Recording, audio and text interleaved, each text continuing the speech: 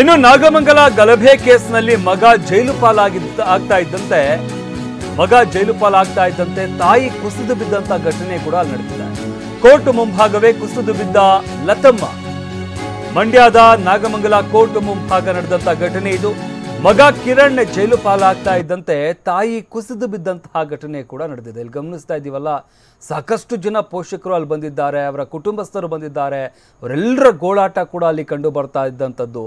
ಅದೇ ರೀತಿಯಾಗಿ ಕಿರಣ್ ಎಂಬ ಯುವಕನನ್ನು ಕೂಡ ಅಲ್ಲಿ ವಶಕ್ಕೆ ಪಡ್ಕೊಳ್ಳಲಾಗಿರುತ್ತೆ. ಈ ಸಂದರ್ಭದಲ್ಲಿ ಯಾವಾಗ ನ್ಯಾಯಾಂಗ ಬಂಧನ ಅನ್ನೋ ಒಂದು ಆದೇಶ ಬಂತು ಅಂದರೆ 14 ದಿನಗಳ ಕಾಲ ಅವರು ಜೈಲಲ್ಲಿರಬೇಕು ಅನ್ನೋ ಆದೇಶ ಯಾವಾಗ ಬಂತೋ ಈ ಸಂದರ್ಭದಲ್ಲಿ ಅಲ್ಲಿದ್ದಂತಹ ಕುಟುಂಬಸ್ಥರು ಹಾಗೆ ಪೋಷಕರ ಆಕ್ರಂದನ ಮತ್ತಷ್ಟು ಹೆಚ್ಚಾಯಿತು. ಈ ಸಂದರ್ಭದಲ್ಲಿ ಕಿರಣ್ ತಾಯಿ ಕುಸಿದು ಬಿದ್ದಂಥ ಘಟನೆ ಕೂಡ ನಡೆದಿದೆ. ಈ ಬಗ್ಗೆ ಮತ್ತಷ್ಟು ಮಾಹಿತಿ ನೀಡುತ್ತಾರೆ ನಮ್ಮ ಪ್ರತಿನಿಧಿ ಪ್ರಶಾಂತ್ ಗಮನಿಸ್ತಾ ಇದ್ದೀವಿ. ಸದ್ಯಕ್ಕೆ 14 ದಿನಗಳ ಕಾಲ ನ್ಯಾಯಾಂಗ ಬಂಧನಕ್ಕೆ ಆರೋಪಿಗಳನ್ನು ನೀಡಲಾಗಿದೆ ಅಂತ ಹೇಳಲಾಗ್ತಾ ಇರುವಂಥದ್ದು. ಕೋರ್ಟ್ ಏನ್ ತೀರ್ಪು ನೀಡಿದೆ, ಹಾಗೆ ಅಲ್ಲಿನ ಪರಿಸ್ಥಿತಿ ಯಾವ ರೀತಿಯಾಗಿದೆ?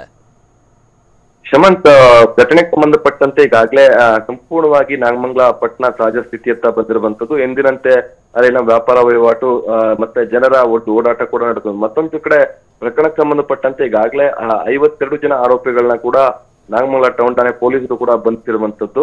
ಅದ್ರ ಪ್ರಕರಣಕ್ಕೆ ಸಂಬಂಧಪಟ್ಟಂತೆ ಇವತ್ತು ಏನು ಅವರೆಲ್ಲರೂ ಕೂಡ ಬಂಧಿಸಿದ್ರು, ಅವರೆಲ್ಲರೂ ಕೂಡ ನ್ಯಾಯಾಧೀಶರ ಮುಂದೆ ಕೂಡ ಹಾಜರುಪಡಿಸುವಂತ ಕೆಲಸವನ್ನ ಪೊಲೀಸರು ಮಾಡಿದ್ರು. ಸಾಕಷ್ಟು ಬಿಗಿ ಪೊಲೀಸ್ ಬಂದೋಬಸ್ತಲ್ಲೂ ಕೂಡ ಪ್ರೊಡ್ಯೂಸ್ ಮಾಡಿದ್ರು. 52 ಜನ ಆರೋಪಿಗಳನ್ನು ಕೂಡ ನಾಗಮಂಗಲದ ಒಂದು JMFC ಕೋರ್ಟ್ಗೆ ಹಾಜರುಪಡಿಸಿದ್ರು. ವಿಚಾರಣೆ ನಡೆಸಿದಂತ ನ್ಯಾಯಾಧೀಶರು 14 ದಿನಗಳ ಕಾಲ 52 ಜನ ಆರೋಪಿಗಳು ಕೂಡ ಒಂದು ಶಿಕ್ಷೆಯನ್ನು ಇದ್ ಮಾಡಿರುವಂತದ್ದು ನೆಕ್ಸ್ಟ್ ಇಯರಿಂಗೋಸ್ಕರ.